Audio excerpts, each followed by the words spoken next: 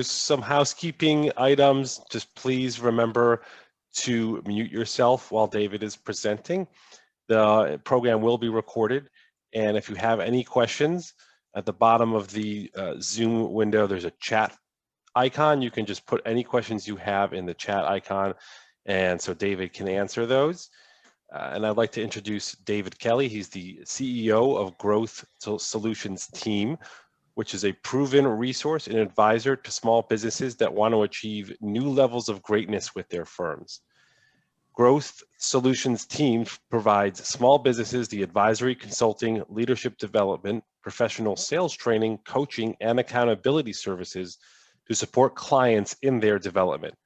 Growth Solutions Team, under the direction of David Kelly, has worked with hundreds of businesses, owners, sales professionals, and managers to improve results, strategic focus, and to establish well-defined corporate visions that all stakeholders can support.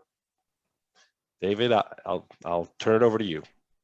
Thanks. Yeah, there's a job for you in radio or as a TV announcer. Thanks. All right. So appreciate everyone being on. There's in general with these Zoom meetings, I have way too much to go over in the time allotted. So I'm going to kick you through this stuff, and then I would encourage you at the end, if you have some specific questions to your firm, to schedule time to talk to myself or someone on my team. We're happy to have a follow-up with you in case you had something like, hey, my company is a little bit different, or my practice is a little bit different, and I really wanted to pick your brain about and insert your question. We're happy to do that for you. Some of you I've certainly spoken to before, and it's good to see you again via Zoom. So I'm purposely not going to put this in slideshow mode just because I like to type some of my notes as we go through. And so I'll talk through it and type some stuff. And as I always encourage folks, good ideas are a bit like slippery fish. If you don't gaff them with a pen now and again, they're liable to swim downstream and get away for good. So we do have major objectives for our clients, pretty straightforward. When we talk about firm growth, we talk about growth in terms of leadership. That's this concept of CEO mindset, being more focused, effective, and strategic. We talk in terms of growth around more money. And by more money, we mean both more top line revenue and more net profit, higher margin. And then we talk about this concept of working less and enjoying a richer life. And those last two are really up to each of you to decide what those mean for yourself. There are a number of components to firm growth. So when we talk about growing a small or solo firm, it's a bit more, it's a huge topic, right? And so we're going to compress this huge topic into 45 or 50 minutes of talking back and forth around it. And I'm going to give you just some of the best practices that we really preach. So regarding your overall growth, one of the key areas of growth that you have to pay attention to, or a focus area for you, is in the area of relationship and personal growth management. And so what do we mean by that? Well, we mean the relationships that you have presently. And this is extremely important in the era of coronavirus. So it's difficult now, more so than it was in, say, December of 2019 or December of 2018, to form new relationships. You're not getting out of your office. You're not having, networking events. You're not having, CLEs in person. You're not having lots of things that sort of opened you to new relationships. You're not even having as much time spent in court, at least for most of you, because of virtual hearings and no jury trials and all this other business that's, to protect us from the scourge of coronavirus and to protect the citizenry. So, when we talk about relationships, we have always at Growth Solutions discussed relationships that you have currently, but I want to stress now that it's super important, more so now than it ever was, to focus in on these relationships. And we'll codify some of what those are. But we want you to get face-to-face with your best clients, your best prospects, your best referral sources, your advisors, your employees, your people on your team, and train them, your mentors, etc. We want you to retain key relationships that you possess already. And we want you to spend more time with the top 20% of your clients and current referral partners. We also want you, to the extent possible, to reactivate older inactive clients. So many of you, when you introduced yourself, I'll use Bill Alcarise. He's at the top of my screen. He said, hey, I do family law, but I also do civil litigation. I do some criminal, I do some personal injury. We want to educate our clients that used us before, maybe in one area of our legal practice, that we have some other ways that we can be of assistance to them should they have need. We want you to focus on identifying your money-making opportunities. This is like what I should be doing. So when we talk about money-making opportunities, for many of you, this could be advertising. This could certainly be networking with other attorneys, conflict work, or other matters that maybe Bill doesn't do bankruptcy, and Eric Steiner, you do bankruptcy. So this is an area where you guys can cooperate or cross-refer, right? Certainly some of this relationship and personal growth, some of you may work on identifying referral partners. For you criminal defense folks, we have plenty of criminal defense clients.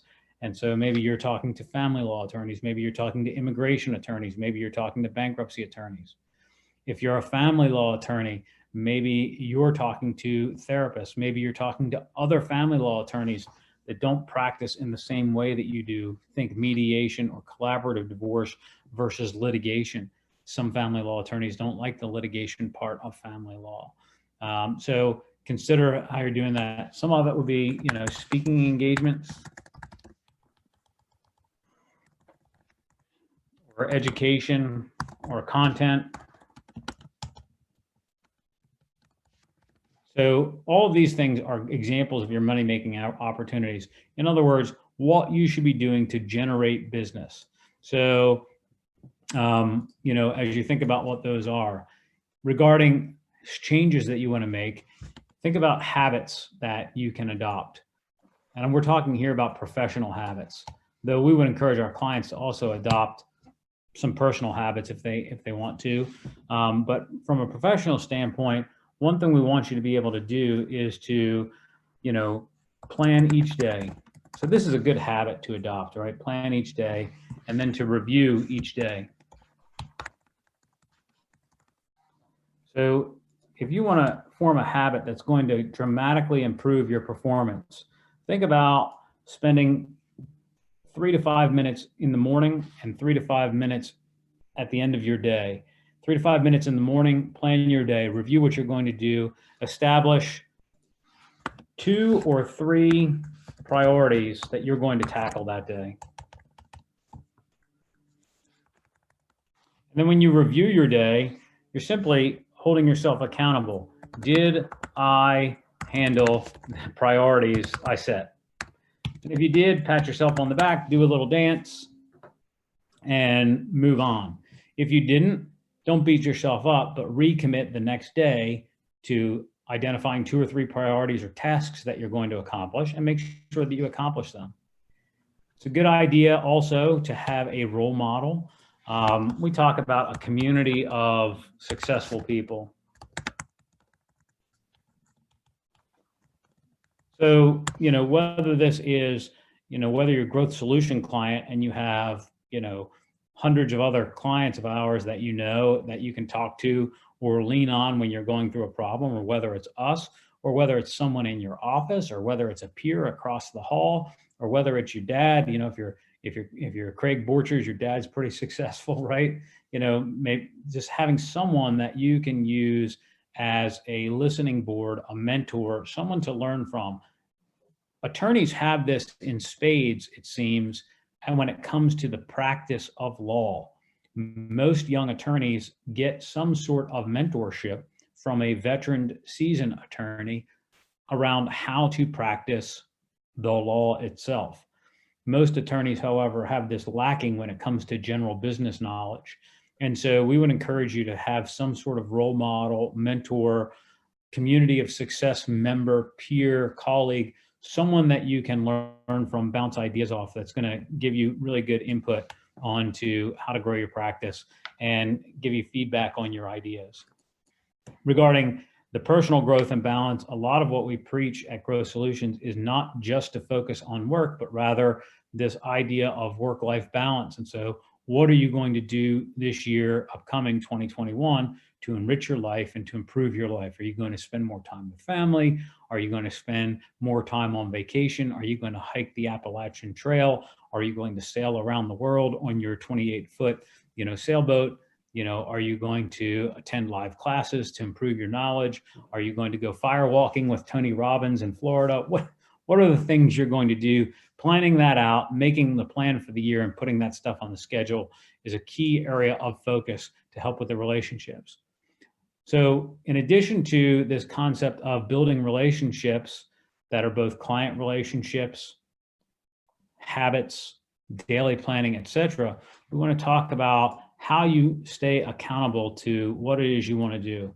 Most people come to us and they have some really great idea about what they want to accomplish, whether what they want to accomplish this month, this year, in their career, in the next 5 years, it doesn't matter. There's some time frame, and most people have some idea of a goal that they want to achieve. What they don't necessarily have is a good method for staying on track with that goal. So, Eric Steiner makes a plan to, build a $5 million a year bankruptcy practice with 6 associate attorneys and 12 paralegals. And, he wants to do that by the time he hits the age of 40. And so this is his goal or whatever. And then the things that distract him are everything that happens in your life. Well, what are the things that happen in your life? It's the work that's in front of you today. It's the work that comes in tomorrow. It's the problem client. It's the disruptions that are caused by your staff or your coworkers. It's life that happens outside of work. It's an ailing parent, an ailing child. It's, my gosh, I have 2 school-age children and now I have to homeschool them. It's coronavirus. It's, a setback in the economy. It's everything that happens to you. And so what must you do to stay on track? Well, the first thing you have to do is set goals that you care about.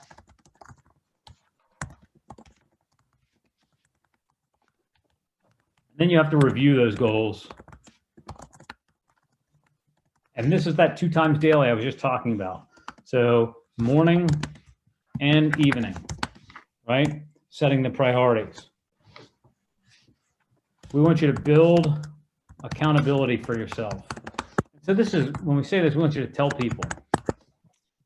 Tell your staff, tell your husband or wife, your spouse, tell your boyfriend or girlfriend, tell your family what you're going to do.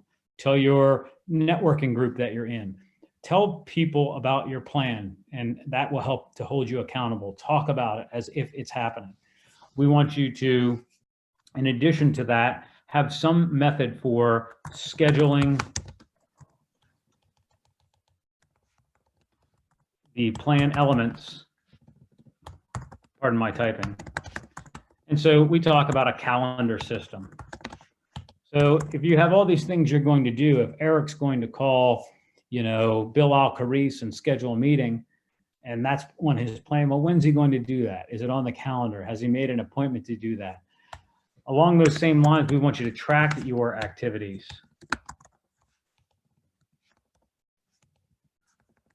And track your time. Attorneys are good at tracking their time if they bill hourly. Or at least I should say they're good at tracking their hourly time that they're going to bill. It's important that you track all of your time and, make sure that you're being impactful with it. We like visual representations. So whether you have a poster board about, what you're going to achieve down the road with pictures that you've cut out of magazines, or whether you have a sort of old school sales board, I'm going to hit, 10 new clients this month, and you have a little thermometer number labeled 1 through 10, and you color it in every time you get a new client. A visual representation of your priorities or your goals is a good idea. Daily affirmations, journaling, and visualization are also a good idea. Too few people do this because it feels weird, but waking up every day and telling yourself, here's my value message, here's how I'm going to help people, and here's how I'm going to tackle my goals and provide for myself and my family, my clients and my staff. Having that kind of affirmation is a really good idea. Journaling is the same thing, but written down. And then visualization is, really sort of almost like a meditation. Some of our clients really like meditation, but visualization is sort of seeing yourself doing these tasks and being successful at them. At any rate, there's much more here that you can do to help yourself stay on track. But if you'll opt to do some or all of these steps, you'll find that you stay on track more often than not. And if you can stay on track, you will become a strategic business owner. So what is that strategic business owner? This is someone that thinks like a CEO, not an employee. They work on the business. They focus on the high priority key relationships, areas of brilliance. They're not focused on the daily work. They're not stuck in the weeds. They design the business system. They hire employees to work this system, right? And so think about how you can manage your day in the fashion that we said, with a plan that you review on a regular basis, with a calendar where you schedule the stuff, with all of your activities scheduled, both work, professional, education, fun activities, etc., getting all of that on there. We've mentioned a couple of times up to this point that one of the foundational elements of your success or growing a practice is to have a clearly defined vision and or goals. And so when we think about vision and goals, this is the where do I want to go. And remember that it's only important to have goals that you care a lot about. And so I'll probably spend a little bit more time on this than on some other areas, because what I would encourage you is, based on I don't know how many thousands of people we talk to, I can assure the folks on this call that most people walking the face of the earth do not have some monetary goal that they really care deeply about, which is to say, most people don't find personal fulfillment in the concept of, I want to be worth $10 million, or I want to have $1 million a year. We make these goals because they're business seeming, but we don't really care deeply about them. So I would encourage you, when you make goals, if your goals that you care most deeply about are things like spending time with your family, I'd like to have a goal of taking 6 weeks of vacation this year, 4 weeks with my spouse and children, and 2 weeks with just my spouse. Then that might be your goal. And we can start to think then about what we have to do from a business standpoint to make those goals happen. Likewise, we have folks that have goals that are educational. We have one client that is learning to become a rabbi and studies Torah. And this is something I talk about frequently because it's a cool goal that this person really cares about. And so they work to set up their business and the hours that they work within their business around their goal of learning more about, the Torah and furthering their path to becoming a rabbi. So when we talk about goals, I think most people assume, well, Growth Solutions team, they work with businesses, they must be talking about business goals. And certainly we care about your business goals, but I would encourage each of you to find goals that you really care about. And then once you have that, you can set up the business elements to making that goal a reality. So, good examples in regards to goals are financial goals,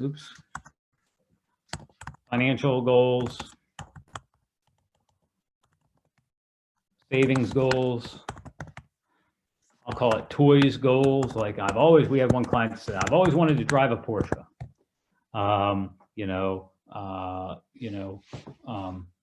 Vacation or away goals. And these can be as little as, I want to take a vacation. We had one client that hadn't taken a vacation in over 20 years with his wife that, now takes 6 weeks of vacation every year. And that makes him very happy, and it makes his wife very happy. This can also manifest itself as a second home or vacation property. Hey, I want a condo at the beach, or I want a condo on the Gulf Coast of Florida. Those are good goals as well. All right. You can have health goals, and these might be, you know, working out, exercise,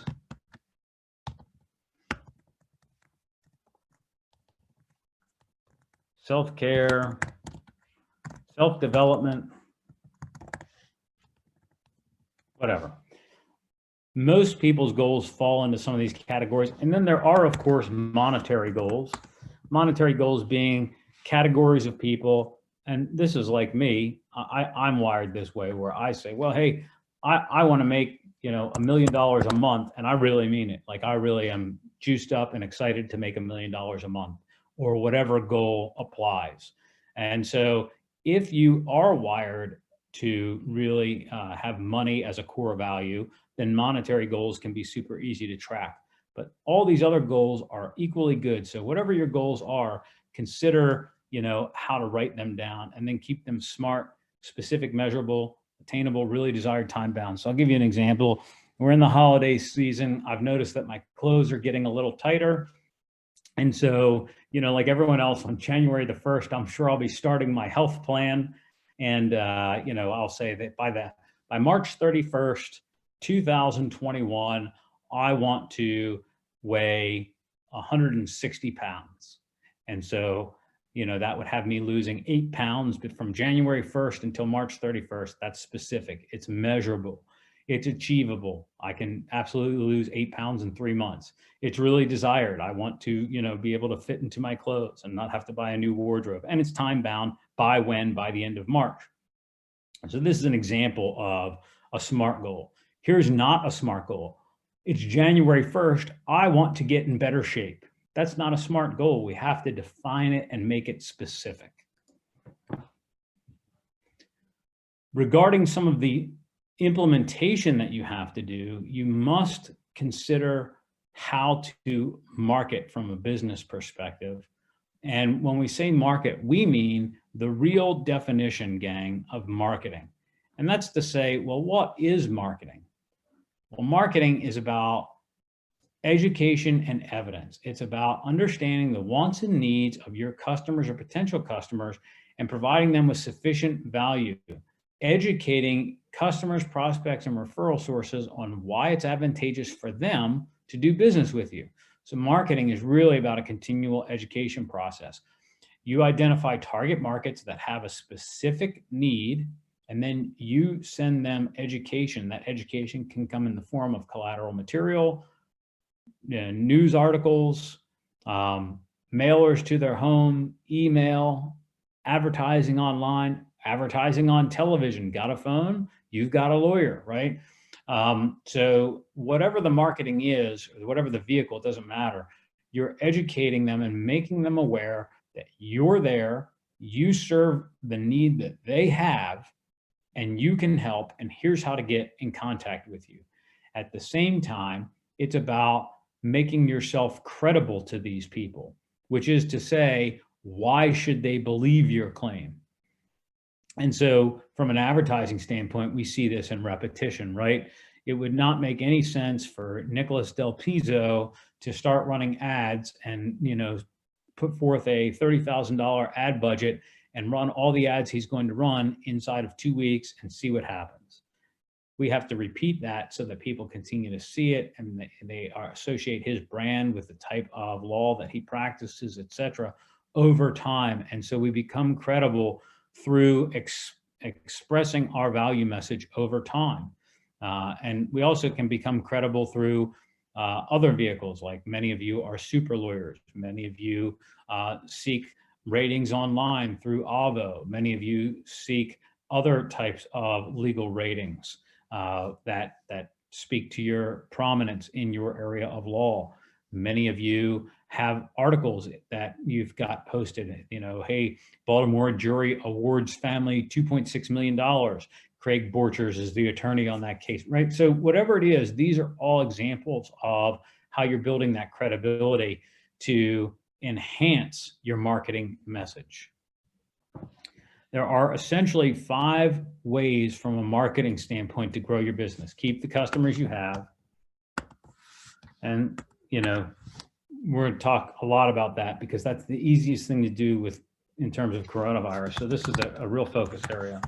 Attract new customers. For most of the folks on this call,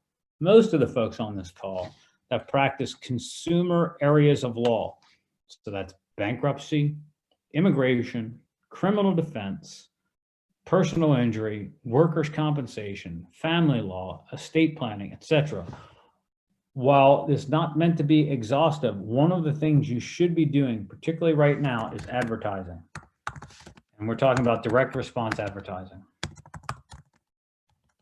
Now, I understand that many lawyers don't like the concept of screaming from a TV, and they don't find that that's ethical or whatever. That's fine. That's not the only kind of advertising. What I would tell you is we have estate planners that do seminars, now webinars. We have, family law folks that advertise online. We have family law folks that, pay per click online. We have family law folks that write articles and blogs and educational pieces and get found through their organic search based on keywords. My point is, whatever kind of advertising you're going to do, advertising should be part of your strategy, particularly during coronavirus when you don't have as much time to build new relationships. These next two here, in terms of the average transaction size and the frequency of purchase. Average transaction size, be brave enough to raise prices. We find particularly solo and small firms don't have prices aligned with their value in the marketplace. And that's to say that if I call Saul Ewing for my, family law matter or my estate planning matter, the Saul Ewing partner is going to charge me $595 an hour. The senior associate will bill out some of that time at $450 an hour. A junior associate will bill me at $275 an hour. Paralegals will bill at $150 an hour. Law clerks will bill at $75 an hour, and they'll send me a whole fee schedule. And for whatever reason, solos and small firms feel like, hey, we need to be less than that. And that may be true, right? Which is to say, part of your competitive advantage is that, big firm experience, small firm prices, that kind of pitch. But does it have to be so much less? Does it have to be half? So I would tell you to consider how you can raise your prices. The other part here is I would tell you to make sure that you have good billing practices. We constantly see among our small firm group that they don't bill for all of the time that they spend doing stuff. Well, my paralegal does this work and we bill that out at $90 an hour. And then I have to review it. And I don't feel good about having to review the work of my paralegal and charge for that. Well, listen, firms charge for those kinds of things. So do that. If you have to look something up, if you have to take a call, make sure that you have good billing practices so that you're not wasting an inordinate amount of time. In terms of this concept of increasing the frequency of purchase, by frequency of purchase here, these are your other practice areas. Or I should say, and/or repeat business. So this is about lead nurturing over time. And this is stuff like your newsletter. This is stuff like you send out refrigerator magnets with a Ravens schedule on it or an Orioles schedule. This is, we send out holiday cards or birthday cards. Whatever it is we do, we need to nurture our client relationships over time and remind them, A, that we're here, B, that we're connected to them, their community, and their needs, and that C, we have these other areas of law that in the event that they need assistance, we can be of assistance. And so consider how you can do a better job from a solo or small firm standpoint of doing low-cost lead nurturing. Electronic newsletters, holiday cards, maybe some sort of mailed, I'll call it gift for lack of a better term, but like a magnet or a Ravens schedule or an Orioles schedule, which are common ones, that kind of stuff that goes out, beer koozie, a lunchbox cooler, something like that every once in a while that is branded with your logo. And then this last one here is equally important. This is the idea about saying no to bad customers. This is really important to the small and solo firm. So what's a bad customer? A customer that can't afford you.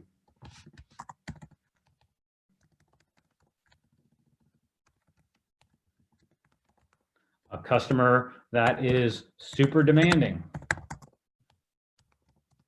high maintenance, unreasonable. You have to be able to ferret these things out during the intake process and decide whether or not you're going to take a customer. It's bad idea, or it's a bad business practice to take on customers simply because you need the money. You need to create a situation where you have enough qualified potential clients that you don't have to take bad customers that can't afford you, won't pay, will become billing issues, will complain about you and file a grievance, will make your life miserable. You must say no to those people, right? This is extremely important. So when we discuss these ways to grow, in a nutshell, that's the overview. We have some detail here on the next slides in terms of retaining the customers you have. Make these clients your number one marketing priority, customer satisfaction and retention.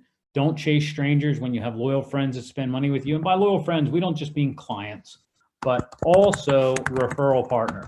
Those other attorneys that send you matters. When's the last time we talked to them or took them out to lunch or dinner or had a virtual happy hour beer with them or whatever, right? So don't just consider the end customer, but how do you get those customers is equally important. Predictable revenue streams and profits come from long-term relationships and repeat business of your loyal customers. So focus, as a small firm or any firm really, focus the bulk of your time and resources on your current customers and current referral sources. 80% of your future growth can come from your current loyal customers and referral sources. It's 8 times cheaper to serve and retain customers that already believe in you or already do business with you. It's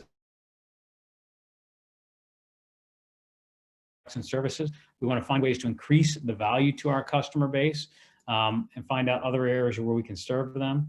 Remember too that your best customers, particularly for those of you that practice some sort of commercial or business or transactional law, the folks that hire you are your competitors' best prospects. So if you represent Procter and Gamble on certain types of matters, or you represent some property management company on certain types of matters, these are coveted prospects of your major competitors. So make sure you're taking care of them. And then there's some practical information for how you can do that. So when we talk about client retention commitments, things that you can do to improve upon is you can make sure you nurture relationships over time.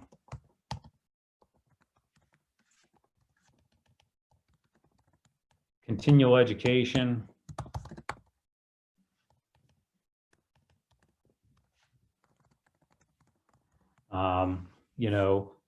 Make them feel important, smart, worthwhile. I always tell a story, and I won't talk about the attorney here in this format, but I always tell a story of a common complaint I used to get about a certain estate planning attorney that took 6 to 8 weeks to call people back. It was very frustrating for the financial planners and the CPAs that did business with this certain attorney to refer this person clients, because it made the clients feel like they weren't important, right? And so, how responsive are you? How do you make people feel important? How do you make them feel worthwhile? How do you make them feel heard and understood? How do you differentiate yourself? So many attorneys out there. How do you show true value to the customer? Don't be a commodity. Sharpen that unique selling proposition, whatever it is you say about yourself. Consider how you can reactivate old customers. We talked a little bit about this through ongoing marketing. Also remarketing. If you use any kind of online advertising, relatively easy to remarket to people that have engaged with your ads before or done business with you before. In fact, it's really easy on Facebook and Twitter and online via Google. So if you're doing that, you should contact your marketing company about ways that you can stay in front of people that have done business with you before more frequently. It's also very inexpensive. Consider your best referral sources. For most attorneys, your best referral sources are other attorneys. But for some attorneys, like estate planners, it might be financial planners. It might be, For some of you CPAs, if you're a family law attorney, maybe you call on marriage therapists. If you're a bankruptcy attorney, maybe you call on credit counselors or on, some of the pro bono legal aid centers that help people with collections matters or help people, whoever it is, but make sure that you understand who these referral systems are and how you come by them, and then sort of codify them and replicate them. So who are those best referral sources? We want you to leverage indirect competitors. This is pretty straightforward for attorneys, right? Like, conflict work, litigation. Some firms don't like to do the litigation, as I mentioned before. Estate planning is a prime example of this, as is family law. There are many estate planning firms that don't want to engage in the estate litigation. And there are many litigation firms that don't necessarily do the estate planning. So these become like your peanut butter, my chocolate situations, and they can be really beneficial to both parties. Leverage current customers to meet new customers and referral partners. So for every estate planning customer that you come by as an estate planning attorney, that person very likely has a CPA. You should be getting introduced to that CPA. That person very likely has a financial advisor. You should be getting introduced to that financial advisor. That person very likely, if they own a business, has some sort of business attorney that they've used before, for like general small business advice. You should be getting introduced to that person.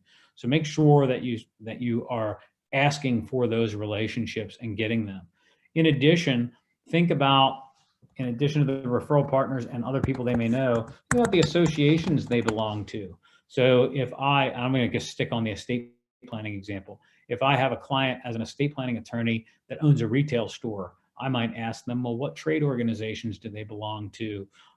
Maybe they belong to the Retailers Association or the Grocers Association or the clothing, clothier purchaser buying association, or they're part of some sort of buying cooperative or whatever, because I want to get introduced into those organizations, because it's a good chance that the same types of customers that have a need will be within those organizations as my customer. So consider like where they are, where their interests lie, what they do for work, etc. To the extent that you have a team, this is really important, particularly if you're advertising. Provide sales training or coaching to your team, everything from how do we handle an intake, to how do we set the appointment, to how do we confirm the appointment, to what happens after someone doesn't show up to an appointment, to what happens when someone does show up to an appointment and they leave, not having retained us, how often do we follow up? These are systems and processes that you've got to figure out. And so this is a really important part of the nuts and bolts of growth. And make sure that you have a lot of that sort of codified. And then we've talked about this learning to say no, etc. We gave you a little bit of a homework assignment here, and that's to create a little simple marketing plan. Consider what parts you can do. Can we train our team? Can we have lead nurturing campaigns? Can we be doing email newsletters? Can we be doing holiday cards? Are there tchotchke items or refrigerator magnets type things we can be sending to our clients? Who are our best referral partners, right? Do we have customers that belong to associations? Can we leverage those customers and get in front of the Financial Planners Association or the Marriage Therapist and Counselor Association or whatever it is, right? And so consider this. In fact, if you want to have a conversation with us afterwards, this would be a good basis for that conversation. Hey, I came up with this concept for a simple marketing plan for myself and my practice. What do you guys think about this? Because once we're talking to one of you one-on-one about your individual area of the law, we have a really good sense of what you would need to do to drive more business or growth in your firm or in your practice area. So, look to page 26 as a great way for a follow-up conversation if you choose to have some specific questions. Regarding one of the other focus areas, this is value. And we're talking here specifically about your value. And I won't belabor this, but you have to have a value. I'm not saying here, this is what you do for people. We represent your interests in court. That's not your value. The value are some of those things we talked about, how you make people feel. Do you make them feel important? Do you make them feel smart? Do you make them feel powerful? Do you make them feel like they have an advocate? Do you make them feel like winners? You know, do you, right? As part of that value, you have to understand your target markets. So what are your target markets? And then what is the value to those people? So it's really easy. I'm just going to do one. It's really easy to say that I'm a family law attorney. And so my target market is anybody getting divorced. Well, this isn't true, right? I don't remember the exact number, but it's a ridiculous amount of people that represent themselves in divorce proceedings. Something like 83% of folks that are getting divorced are representing themselves. So certainly if you're a family law attorney, anybody getting divorced is not necessarily a prospect for you. So when we talk about, instead of that, we talk about folks that are, you know, they're having marital problems for sure, and they have complex, you know, business matters, or complex investments, or they have children, or, you know, they own homes, or, you know, they have a 401k plan, you know, or whatever, right? Like we can start to build characteristics of someone that meets our ideal customer. The advantage of this is that we spend our time marketing and educating our ideal customers versus folks that are less than ideal. And so this is another good area of follow-up, to the extent that any of you want to follow up with us and have some questions individually about your company or your practice area. This concept of target markets and defining, you know, 3 or 4 or 5 different target markets that you're chasing after is a really good area to follow up. Last but not least, we want to go over some of the specific nuts and bolts of prospecting in the age of coronavirus. And so, like, you know, when we talk about prospecting, we have some general rules. Anyone that's been to our major events that we do that are in person has seen some of these things before. So we talk about defining target markets. We talk about having 2 or 3 problems that you solve. We talk about having value, real value, perceived value, value in their terms that you provide. We talk about fishing where the fish are, which is to say, where are your prospects and qualified prospects and target markets? Where are those people? Where do they reside? Where can you reach them? So how do I reach prospects? And this is really the million-dollar question in the age of coronavirus. So certainly advertising is one, which we've talked about before. But for our purposes, we're talking about, you know, contact marketing. And so these would then become things like, you know, Zoom, and I'm going to go back to the top here, Zoom meetings with possible attorney referral sources.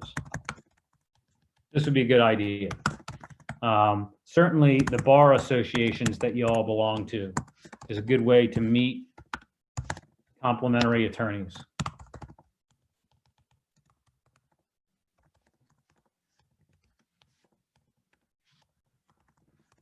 To the extent that you can put on some sort of educational content, seminar, webinar, etc., for referral partners like financial planners or CPAs or other attorneys, that's a good idea. If you can do it for your customers, like if you're an estate planning attorney, that's also a good idea. So consider how you can do all of these things, because during the coronavirus, one of the most important things to do is to stay relevant, stay in front of people, and, you know, make sure that you are outworking, out hustling the competition on a regular basis. So many people are kind of like hunkered down. Oh, I want this all to be over. And they've been doing that since March or April of 2020. Now is the time to get busy setting the table for your future success. And so think about the types of things you can be doing during this coronavirus pandemic. And so Those things are, you know, as I said, educational things, seminars, bar associations. If there are professional associations or organizations that your clients belong to, like the Financial Planners Association or the Maryland Association of CPAs or whatever, right? Like those are all good ideas. Do they need content from you? Do they need education from you? Can you participate in their meetings? Can you participate in the webinars or education of their members? You know, do you work with contractors? Do you, you know, the construction organizations? Do you work with retailers, the retail organizations, and on and on and on? Be thinking very strategically about how to reach one-to-many via some sort of media platform, advertising, Zoom, Hangouts, you know, pre-recorded webinars, videos, YouTube, etc. All right. So I ran you through a whole bunch of stuff there in just about 45 minutes. And so I want to open it up for questions. But before I do that, I want to turn it over to Barbara.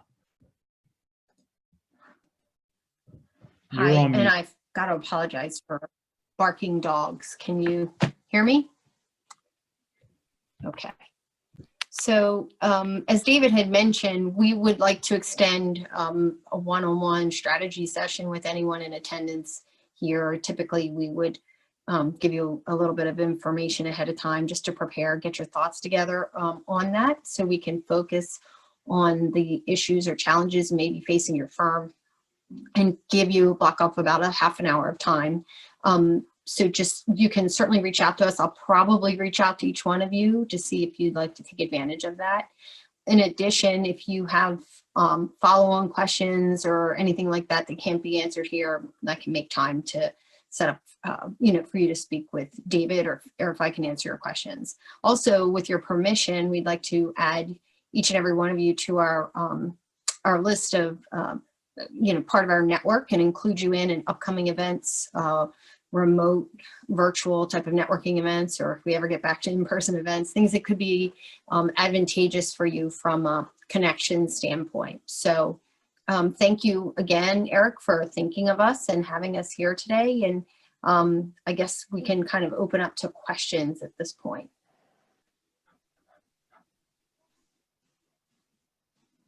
You can just unmute and ask them specifically if you'd like.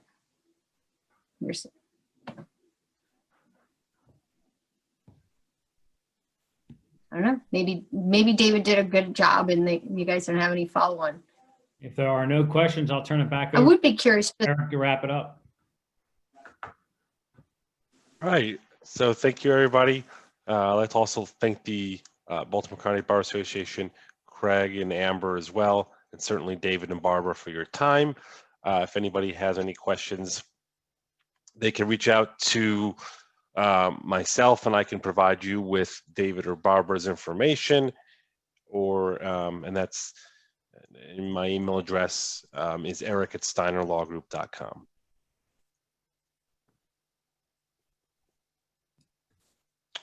All right, Amber, I think we're ready to wrap up. Yep. Okay. Yeah, Sounds good. Thank you all so much. Thank you, everybody. Take care. Happy holidays, everyone. Happy holidays. Bye now. Bye-bye.